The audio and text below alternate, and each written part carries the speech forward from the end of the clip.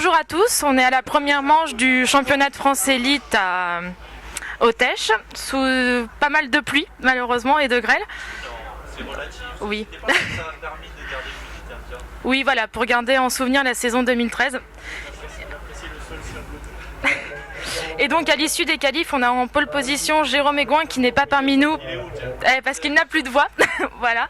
Donc on a pris le deuxième Yannick Aigouin, troisième Édouard Hugon et quatrième Jérôme Sartel. Donc on va comme c'est ça, la place du con. Donc je vais passer le micro à Yannick Aigouin qui va nous raconter ses qualifs. Je me suis fait plaisir. Grave. Un truc de dingue aujourd'hui. On a roulé dans le pour ceux qui sont pas là, on a roulé dans le sable mouillé. On a fait 15 fois la voiture, elle est morte. Et je fais deux en ayant l'impression que ça allait vraiment pas droit. Donc bon, ça doit être pire pour les autres. Et du coup, globalement, pas trop mal. Je fais la pole à la première de manière assez étonnante. Puis à la deuxième, on roule dans la flotte là. Et puis il y a des gars de fin de qualif là qui ont sorti des beaux temps, notamment Geoffrey et puis Michel. Donc je fais 4. Et puis la dernière, j'ai eu un petit souci de radio là. Donc je dois faire 3 de la manche. Bon voilà, donc au final je fais 2, je vais partir demain 1 en demi et puis on verra si la piste est encore plus difficile ou pas. Je passe à Edouard. Le vrai troisième. Donc moi j'ai, pour compléter ce que dit Yannick, il y a du sable, il y a beaucoup de cailloux aussi. Donc ça aide pas et c'est vrai que la piste est très difficile. Les réglages, je crois que ça sert même plus à rien de chercher, il faut plutôt prendre le rythme des trous. Donc voilà, après à la première je fais une bonne manche en assurance, je fais 4. À la deuxième, comme a dit Yannick aussi, on a été un peu embêté par des gens qui n'avaient pas eu l'averse. Nous on a roulé pile pendant, donc je fais 7 ou 8 je crois. En faisant une bonne manche aussi, ouais, c'est le jeu. C'est le brassage et tout, c'est le jeu. Et à la dernière, un petit peu chahuté dans le trafic et tout, et je dois faire 5-6, je sais pas trop, j'ai pas trop suivi le... J'ai profité de ma troisième place sans trop suivre en fait ce qui s'était passé entre. Donc voilà, ça va, par rapport aux conditions ça va bien, l'auto va bien, tout ça, donc... de ce qu'elle peut aller bien en tout cas sur une piste comme ça, donc voilà, on verra demain. La météo est incertaine et tout, donc je pense que ça va être encore pire, donc on va s'éclater. On va changer de catégorie, on va faire du trial, mais voilà, ça fait partie du TT, donc voilà. À mon tour. Alors je devrais pas être là, mais bon. Merci Vivi, merci. Je remplace le G. Alors bah, je vais le faire pour lui. Allez, vas-y. Alors Putain. non, ça c'était à la deuxième.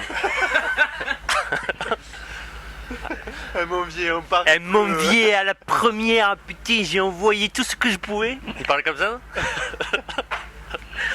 Ah, je vais arrêter, il va peut-être m'en vouloir. Alors, plus sérieusement, enfin que dire, ça a été dur, la piste elle est pas simple. En plus, bon, on a eu une sale météo, clairement. Très changeante à chaque run, donc une fois sur le sec, une fois sur le mouillé, une fois dans les trous, une fois sous beaucoup de trous. Souvent sur le mouillé quand même. Ouais, souvent sous le mouillé. Donc voilà, c'était dur et j'ai fait à peu près ce que j'ai pu. Donc j'ai fait une très bonne première manche qui m'a presque surpris, où j'ai fait deuxième derrière Yannick. Voilà.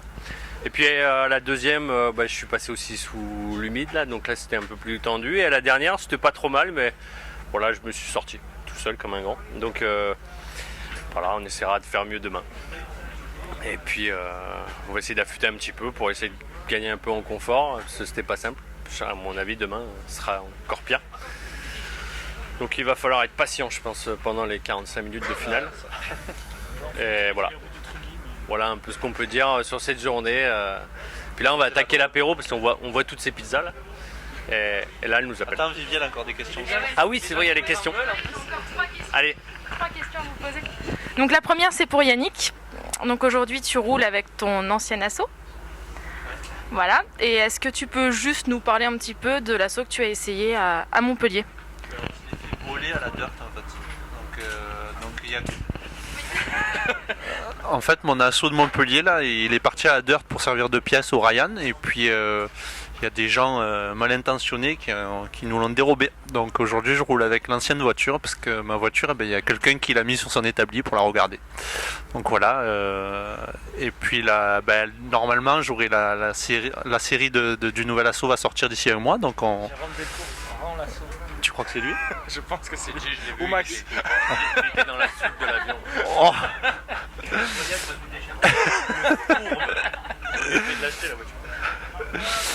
Donc voilà, retour avec l'ancienne voiture, c'était pas prévu, on pensait avoir le temps d'en remonter d'autres, et puis les Ryan ils ont pas voulu me prêter la leur.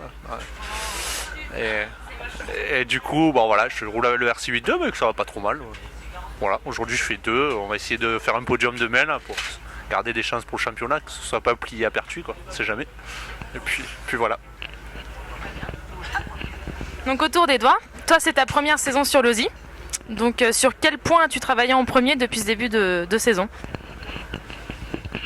On a travaillé sur quoi? J'ai travaillé mon pilotage beaucoup pour me réhabituer à ce style de voiture. Après on a travaillé à la comprendre, à faire différents comparatifs d'essais entre ce qu'ils utilisent aux États-Unis, ce que nous on pensait bon et tout ça. Donc voilà, mais au final on est très proche de ce qui se fait normalement. Ouais, l'adapter à nos styles de piste, mais ça n'a pas été trop dur, donc la run facile, tout ça, donc là ça va. La performance est là, la facilité est là, donc pas de soucis ni de prise de tête particulière pendant le travail. Et enfin, Jérôme Sartel-Aigouin. Ouais, j'ai à peu près trouvé la question. Tu m'avais parlé au Grand Prix de Pierrefeu d'une nouvelle voiture. Ouais, tu m'as parlé. Quel honneur. Et donc, c'était pour savoir un peu où ça en était pour les futurs acquéreurs du nouvel Agama. Alors, clairement, cette voiture se fait attendre. Voilà, donc les dernières news que j'ai eues, j'en ai eu en début de semaine, là il y a encore pas mal de taf. Donc ils sont encore en train de concevoir des pièces, donc du coup c'était prévu qu'elle soit à peu près, vraiment la vraie date de base était ce CF. Et là du coup, comme vous voyez, on l'a toujours pas, donc là je pense qu'il y a bien encore, je dirais au moins 2 mois. 1 mois et demi, 2 mois, je pense, facile, parce que bon, ils finissent certaines pièces et... Plus haut. Tu l'as raté là. Et puis il y a encore quelques petits trucs à finaliser, donc voilà. Donc je pense qu'il faut encore être un peu patient. Le projet semble très intéressant, est très intéressant, ils ont de bonnes idées, maintenant on attend juste que ce soit terminé. Voilà, donc ce sera vraiment opérationnel, je pense, pour cet été. Pour les courses internationales. Voilà. Ah, on avait commencé avec les cacahuètes là. Il y a des roues, il y a tout qui... Au combien il a eu? Au 3e, tous les 3 au 3e. Je les ai gardés parce qu'on a...